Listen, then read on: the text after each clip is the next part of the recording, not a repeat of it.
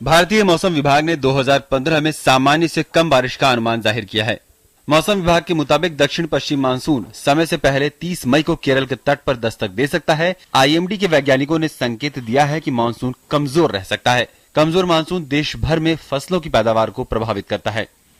इस साल हमने जो अनुमान लगाया है वो ये कहा है कि मानसून का जो बारिश है वो सामान्य से थोड़ा कम रहने का फोरकास्ट किया हुआ है।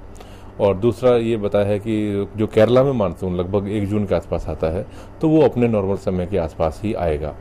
इस लिहाज से जो बारिश है थोड़ा वो केरला में बढ़ जाएगा अगले 3-4 दिनों में। और केरला के साथ साथ जो तट के इलाके हैं, कोस्टल कर्नाटका है, तमिलनाडु के इलाके हैं या आंध्रा के और कर्नाटका के जो दक्षिणी इलाके हैं वहाँ भी बारिश जून के जो पहला सप्ताह है वहाँ बढ़ जाएगा। उसका किसान भाई फायदा उठाएं। दक्षिण पश्चिमी मानसून कृषि के लिए बेहद महत्वपूर्ण है। खरीफ की पैदावार तो मानसून पर निर्भर करती ही है। रबी और कहीं कहीं इससे पहले बोई जाने वाली फसल की पैदावार भी अच्छी बारिश के बाद मिट्टी तक पहुंची नमी पर निर्भर करती है। चावल, सोयाबीन, कपास और मक्के जैसी खरीफ फसलों की खेती मानसून की बारिश पर बहुत हद तक निर्भर रहती है।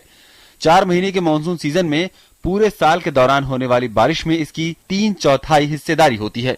आईएमडी द्वारा जारी किए गए पहले पूर्वानुमान के मुताबिक जून से सितंबर तक चलने वाले दक्षिण पश्चिम मानसून में बारिश के दीर्घकालिक औसत के 93% के बराबर रहने की संभावना है। दीर्घकालिक औसत से 5% कम या ज्यादा बारिश को सामान्य मानसून माना जाता है।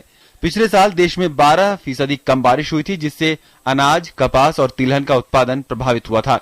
भारत का अनाज उत्पादन 2014-15 फसल वर्ष में 3% घटा था। पिछले साल खराब मानसून और इस साल मार्च-अप्रैल के दौरान बेमौसम बारिश के कारण किसानों पर मार पड़ी। मानसून कृषि पर निर्भर लोगों के अलावा किसानों की आमदनी को ही प्रभावित नहीं करता, बल्कि देश की समग्र अर्थव्यवस्था में कृषि की हिस्सेदारी को भी कम करता है। कमजोर मानसून बाजार में खाद्यान्न की उपलब्धता घटाएगा, जिससे अनाज की कीमतें बढ़ सकती हैं।